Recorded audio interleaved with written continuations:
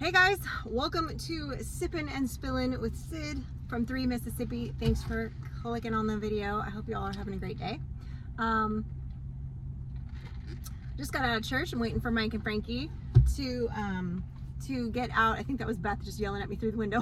We just got out of church. I'm literally sitting in front of the church steps. Normally I park a little further down so I can do this while they're in choir, but this morning when we got here, all the spots right in front were open, but the ones down there were full, and Mike was running a tad behind for choir practice. So this is what it is. This is where we ended up. So funny thing, I actually have I guess an update for you guys. I will preface this by saying I am feeling today is the first day that I can walk without looking like I'm crippled. And without it hurting tremendously. My pain has come down quite a bit. But I had told you guys the results of like what I had found out about my pain that I was having in my back and hips. They told me my hips were fine, but I had degenerative discs in my back and my sacrum, I guess, or sciatic area, whatever. Anyway, S1 something blah blah blah blah blah, as well as the D's, or the L's rather. All the alphabets are messed up. Well, I guess they hadn't gotten my x-ray results back from the radiologist regarding my hips. So initially they told me there was nothing wrong with my hips, and I was like, weird, because they hurt like a lot. And I was like, and I asked them, I said, is that just the pain radiating out from my discs? And they said yes. And I said, okay, well, I guess that's what it is. So they were like, well, we're gonna kick around a few options, we'll get back to you. Well, then they called me because they wanted to do physical therapy. This was on Friday afternoon, and I said, okay, cool. And then I had a question about exactly which, was it, L4 or 5, whatever, all the L's, which ones was it again? Because she said it so fast the other day, and I just wanted to double check and blah, blah, blah. And that was when they said, oh, and I see your hip results are here. You have osteoarthritis in your hip and a cyst. And I went, oh, that's new. Cool. And she laughed, and I was like, okay, I thought they said my hips were fine, I guess. And she's like, well, I guess they didn't see this, or it hadn't come back yet. So I didn't realize that, I guess I have that going on as well. So that's fun. But it's okay. They put me on a steroid pack. So I've got like 2 more days left of that. And today I am feeling quite a bit of relief, I would say. My pain is down considerably. Even people at church today were like, you're walking so much better than you were last Sunday. And I was like, yeah, I'm harking praise, man. I'm feeling better.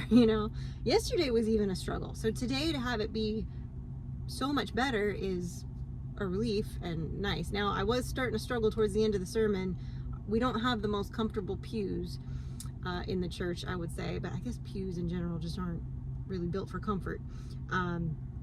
And it was starting to hurt towards the end of the sermon, and I was like, oh, I just got to power through this. I'm almost done. And then we had communion today, so then I got to get up and move a little bit, so that was good. And then stand up for closing hymn and all that. So it's all good.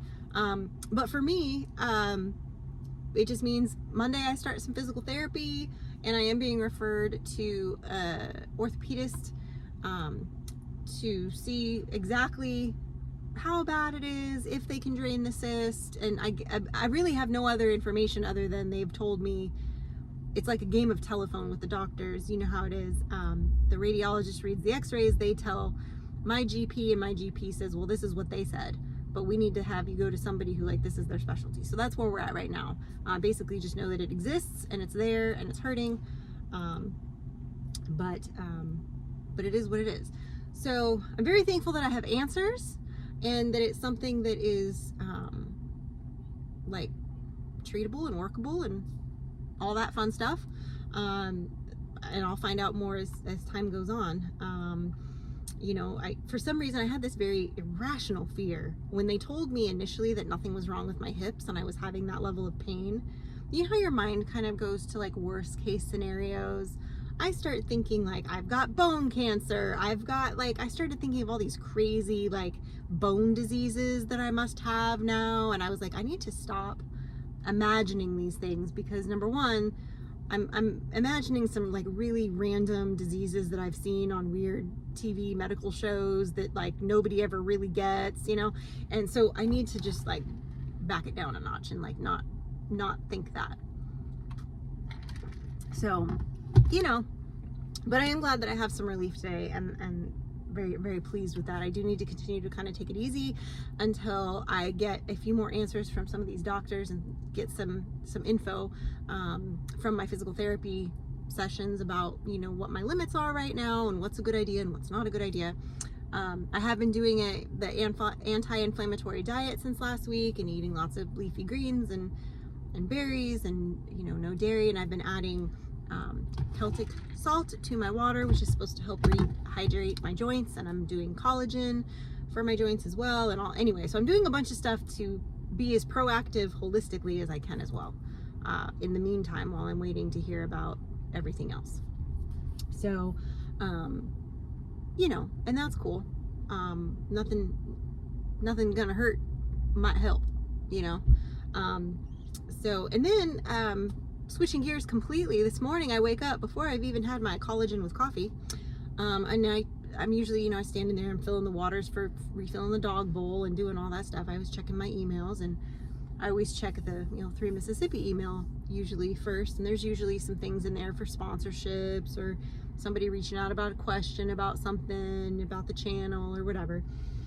And today there was one, not a lot, not on Saturdays. I don't usually, you know, Sunday mornings, I don't usually have as many emails in there as I do, like, let's say on a Monday or Tuesday or whatever. But there's this one email from this gal from Switzerland that works for a news station out in Switzerland. I think it was like TV4, I think is what it was. I don't know, I'd have to go back and look.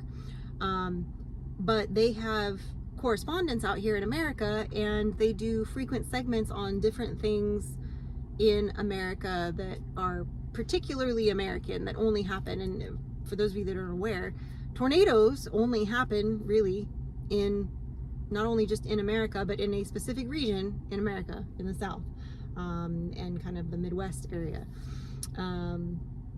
So it's not something that other countries know about, have been through, have to prepare for, any of that. Well, we have a video, which we're going to be doing another one possibly this week, kind of re-upping it. We have a video that we did actually it might have been the year before, to be honest, on preparing our storm shelter and like what we like to keep in there and what we would grab, you know, if we could, you know, if we had a little bit of warning, whatever. And as you know, the Payne family, you know, we've known them for several years now, Matt Payne and Christian, and they're adorable kids. They unfortunately were able to get to their storm shelter in time, so there was no loss of life for them. They all made it out safe and in one piece. However, their home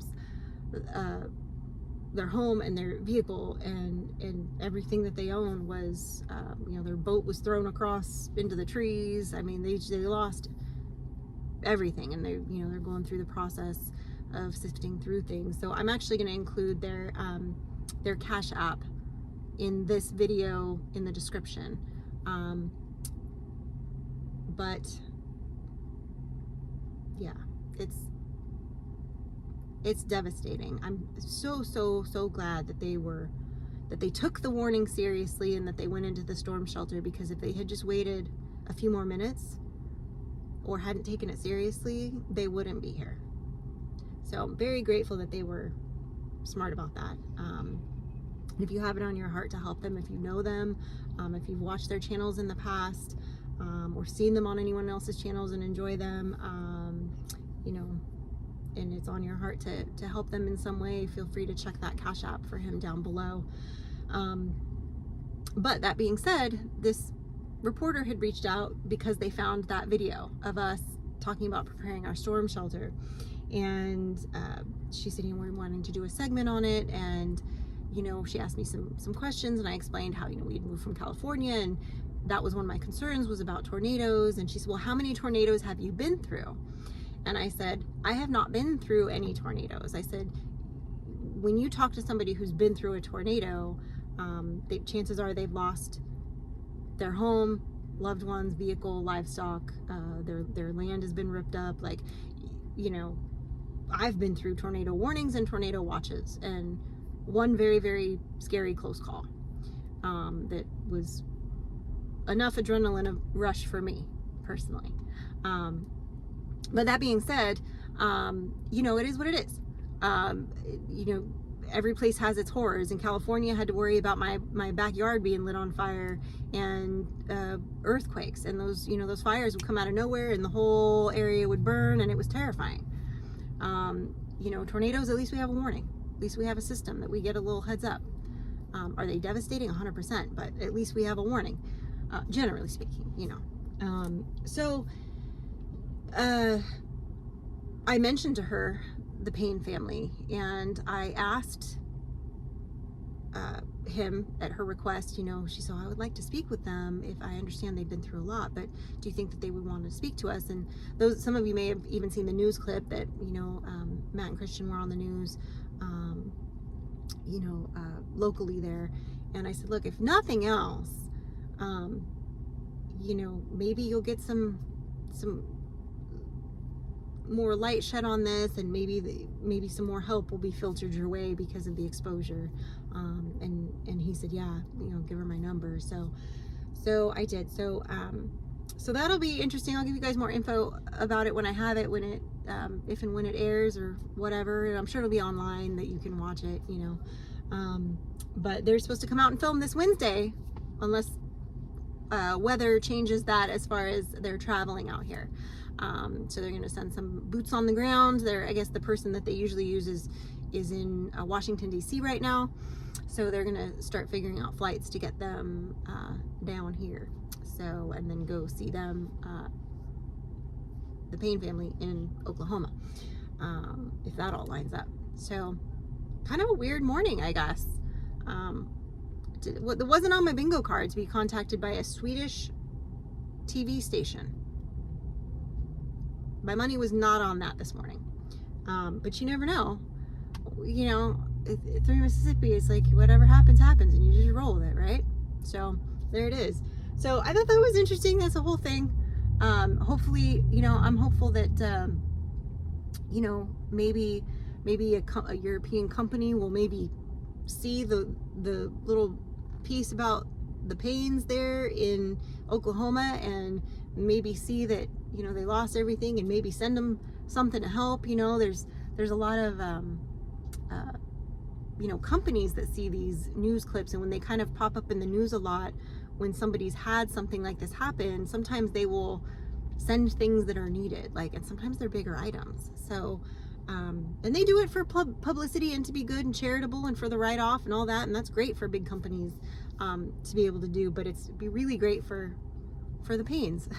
So if that helps facilitate some of that, I am all for it. So, because I can't even imagine. So, anyway, that's what's going on with me today.